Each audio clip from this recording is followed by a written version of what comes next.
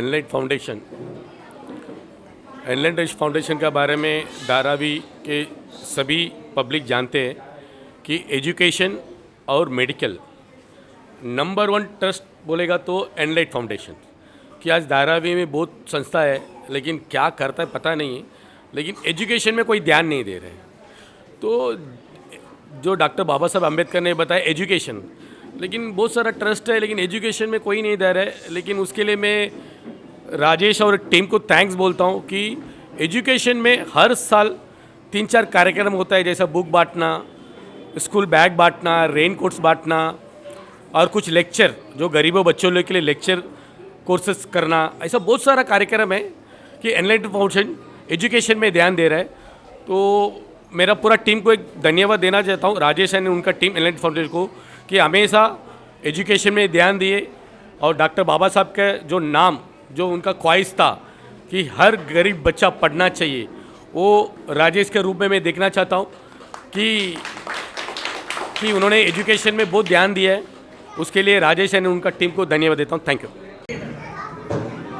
2017 में हम लोग ने इस एनलाइटन फाउंडेशन को हम लोग ने शुरू किया। हम लोग तो इसका नाम APJ अब्दुल कलाम सर करके रखना चाहते थे, मगर हमें को इसका परमिशन नहीं मिला, तो इसलिए हमने इसको एनलाइटन फाउंडेशन करके नाम रखा, जो बच्चों लोग के लिए एक ब्राइट फ्यूचर दे सकते हैं। तो 2017 से अभी हमारा ये संस्था का 6वां साल हम लोग आज मना रहे हैं। जो आज जो गरीब बच्चों के लिए हम लोग ने जो स्कूल बैग्स बांट रहे हैं।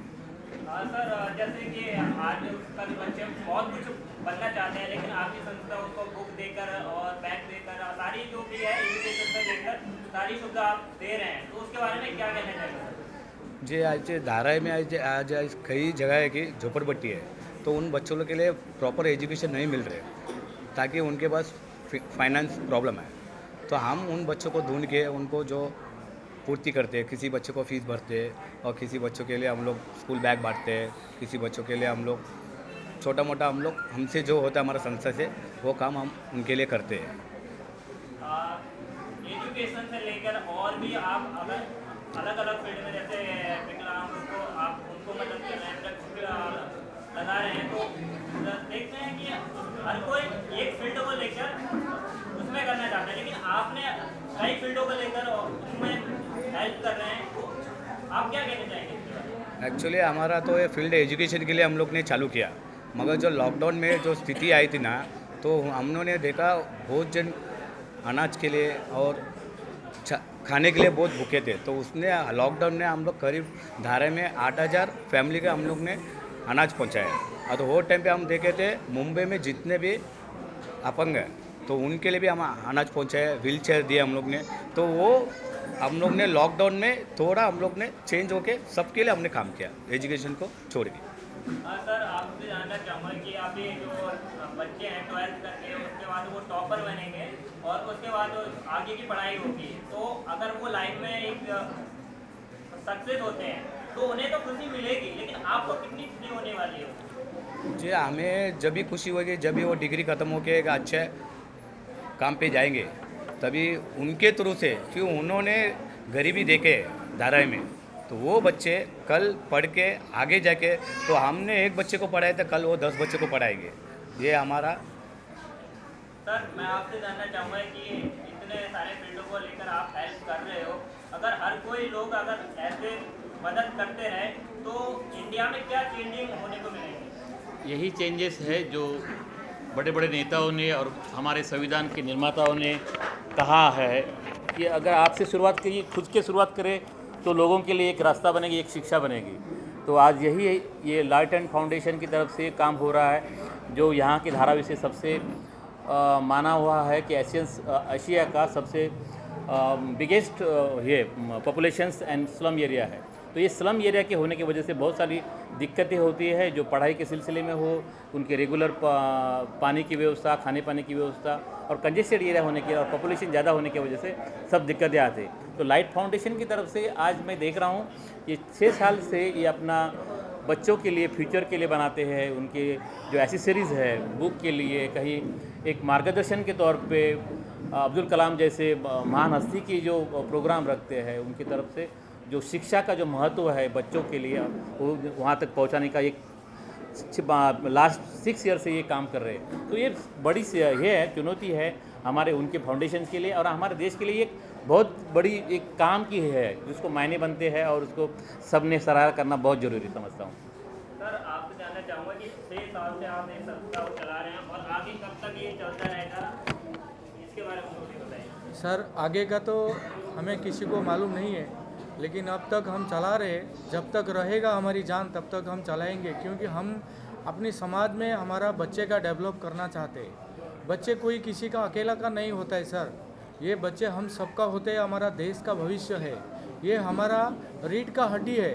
आज बच्चे अगर सुदृढ़ भविष्य बनाएंगे, हम अगर अनलाइटेड फाउंडेशन उनके लिए कुछ अगर करने के लिए क्षमता होती है उनके पास, अगर ईश्वर की कृपा होती है तो अपने बच्चे बनते हैं तो बड़ा होके ना वो हमारा देश का भविष्य बनेगा, एक एंटरप्रेन्योर बच्चा बनेगा। ये हमारा एनलाइटेड फाउंडेशन का मूल उद्देश्य है। और समाज में लोग आज जो दिशाहीन होके चल रहे हैं, जो भरोसा तोड़कर चल रहे हैं, जो भरोसा नहीं करके चल रहे हैं, वो भरोसा देने का काम एनलाइटेड फाउंडेशन कर रही है सर। और ये सब हम सब मिल के हमारी धारावी की जितने भी एंटरप्रेन्योर लोग हैं, बड़े लोग हैं, सब लोग मिल के सबका साथ लेके हम अपने बच्चे को आगे बढ़ाने के लिए कोशिश करें। जब तक हमारा जान रहेगा तब तक हम ये करते रहेंगे सर। जैसे कि आप अपनी तरफ से एजुकेशन को लेकर आप बच्चों को आगे बढ़ाना सोचते हैं, लेकिन कभी कभी ऐसा होता है कि बच्चा कुछ बनना चाहता है लाइफ में, लेकिन आप उनके माता पिता कुछ नहीं कराते। जैसे अलग फील्ड है, आप सोच रहे हैं इंजीनियर बनाना है, लेकिन बच्चों को और ही कुछ बनना है, तो ऐसे में माता पिता उसकी मदद नहीं करते, उसके बारे में क्या कहना चाहिए? माता पिता अगर मदद नहीं करते तो वो अनएजुकेटेड माता पिता है। हम उनके घर पे जाते हैं, उनके घर पे जाके उनको एजुकेट करते हैं कि संविधान में फंडामेंटल्स राइट सबको है, सब निर्णय लेने का क्षमता सबके पास है। आज अगर आपके पास धन नहीं है, धनहीन होने के वजह से आप अपने बच्चे को बड़ा बनाने के लिए डिसीजन नहीं ले पा रहे, तो वो आप गलत कर रहे।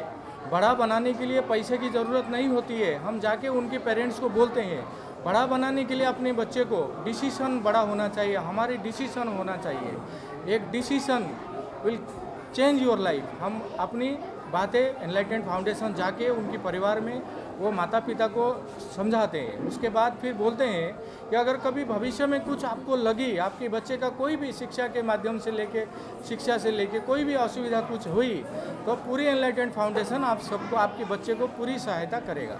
इस तरह से हम पेरेंट्स को भी जाके एजुकेट करते हैं।